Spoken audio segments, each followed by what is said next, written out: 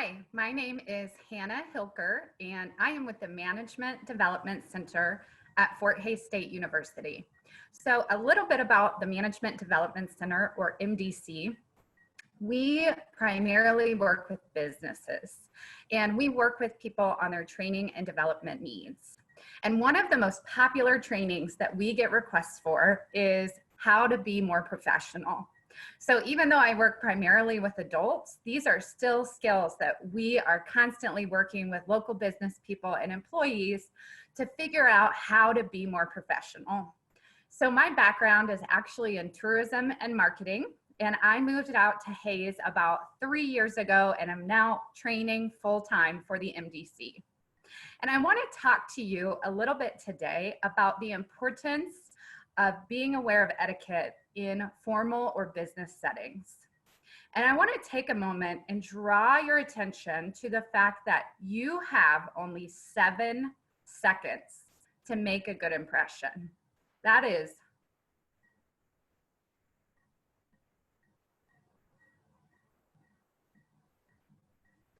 7 seconds. So when we're interacting with people or when we meet someone for the first time, if we walk into a restaurant, it takes that long for that person to make 11 impressions about you.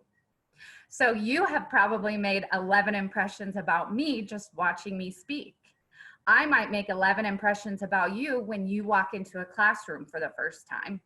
So I want you to think about that as you're watching this video today, that you only have 7 seconds to make 11 impressions. And what are those 11 impressions that you want to make?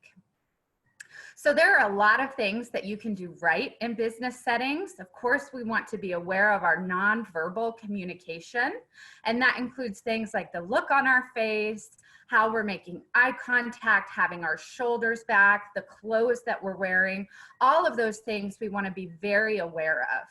My background is in communications and marketing, like I mentioned earlier, and we like to say in communication that you cannot not communicate.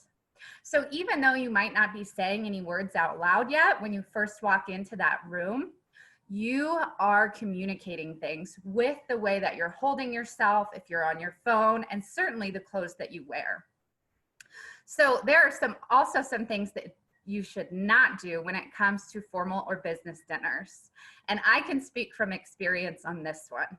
So I was still in college. I was in my master's program, but I had a full-time job. It was at the Convention and Visitors Bureau in Wichita, Kansas. And I was pretty new to the professional world and didn't have a grasp quite yet on kind of some of the appropriate things to wear and non-appropriate things to wear. And I ended up going to a business dinner with leggings on. And I know some of you girls out there, I'm the same way. I love my leggings. We should not be wearing those to professional or business dinners. It was not expected to be a large dinner, but guess who showed up? The president and CEO of Visit Wichita.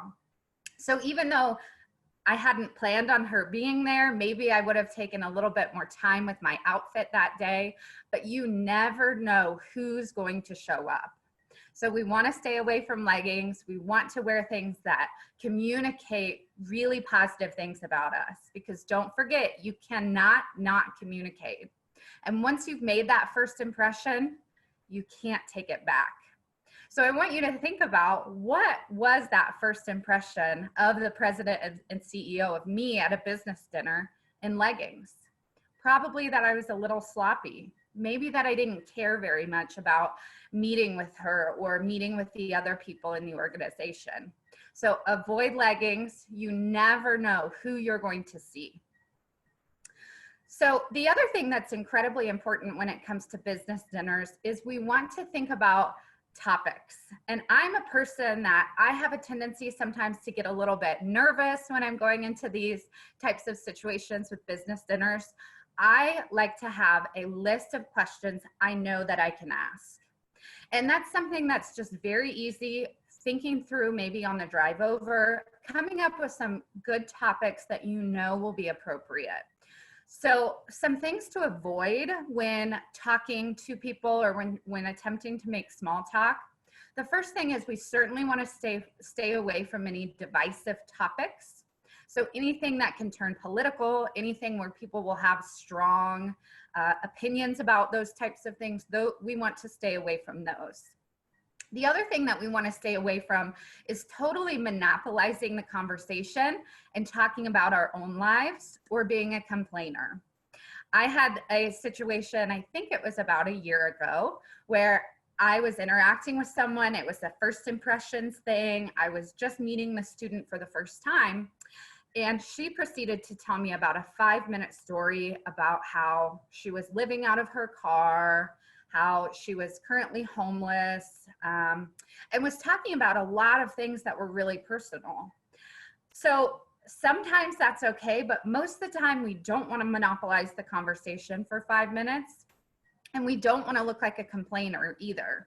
So we don't want to launch into our whole life story. We want to probably keep things pretty surface level at the point where you are just making these first impressions. Because again, once you've made that first impression, you can't take it back.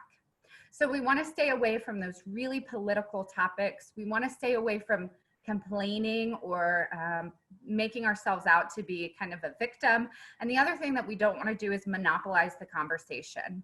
Your number one tool when it comes to networking and when it comes to interacting with new people is your curiosity. Ask those questions. If you happen to have a question about where the person went to school, be curious about that. Ask them what they studied. Ask them how they got into the job that they're in now. So we want to always be the one that's asking questions. We want to make it easier for the other person that we're in this dinner with. Some other good ideas for topics can be things like, are you new to this area? Or have you lived here for a long time? What's your favorite restaurant in this area? What are some of the hobbies that you have? We can ask questions about family, but again, we want to be pretty respectful and we want to be careful about asking questions about if you have children or if you're married. Sometimes those answers to questions can get a little bit tricky. So we do, in that first impression, we want to be really careful about those kinds of questions that we're asking. Beyond that, I want you to continue to think about the 7 and 11 rule. And that is that you get 7 seconds to make 11 impressions. And all of those things that I've talked about can absolutely have an impact on those 11 impressions that you're making. The clothes that you're wearing, ensuring that you're not looking wrinkly or stained, the questions that you ask, the way that you hold yourself, your table manners. All of those different things can have an impact on whether you get a job or not, whether you have a good recommendation or not, or a reference. All of those things can truly be a huge impact. And don't forget that you cannot not communicate. So even though you're not using your words, everything about you is communicating something about who you are. So continue to think about that. I hope you enjoy Make Your Mark Week. We'll see you later.